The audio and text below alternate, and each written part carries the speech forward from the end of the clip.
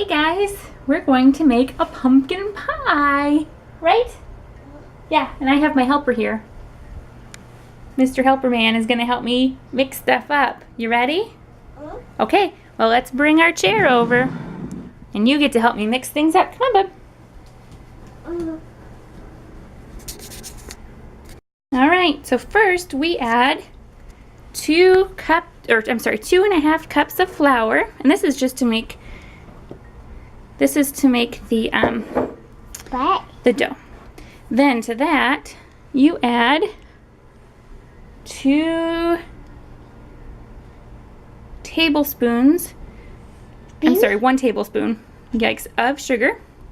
Baby? Yep, you're gonna stir them soon. And 1 teaspoon of salt. Baby? And yep, you're gonna whisk it around in there.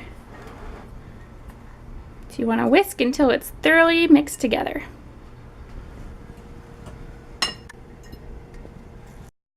Next, we take our cubed butter. This is 2 sticks of butter, which is cubed, and we stuck it back in the fridge.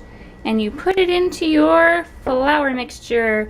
Now what it calls for is for you to use a pastry cutter, just to make sure that it does get into quarter-sized chunks. But what you can also do is take 2 knives and go at the same time. You can also use your fingers. Mama. Next, put some very, very, very, very cold water, 1/2 cup, into your butter and flour mixture. Wow. Some recipes call for ice water, some just call for very cold water.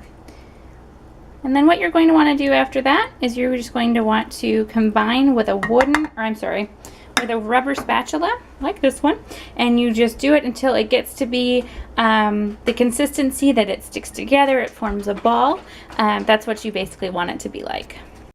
This is essentially what you want it to look like. It is rather spongy, and it does all kind of go together. So what you want to do now is you do want to separate it into 2 balls, and then you flatten it back out.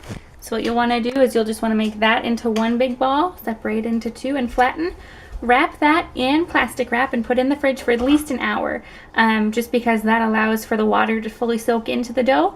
And then you'll be ready to roll it out and make your pie. So once you've gotten your pie crust out of the fridge, you want to put one of the balls that you've put in the fridge, flatten it out, put it in your pie pan. And then there are 2 ways to do it. One, you can put aluminum foil along the bottom and then put your dried beans in there. Or you can just score the bottom and the sides, which is what I chose to do. Put it in the oven for about 10 minutes or until it starts to get brown, and then you start to make the inside of your pie. Now we need to put in our 8 ounces of cream cheese into our bowl and mix it with a hand mixer. This attractive face is to also say that you should be putting in 2 cups of pumpkin puree. Oops, forgot to put that one in. Now we add in our 1 cup of sugar and our 1/4 of a teaspoon of salt, and we mix those together as well.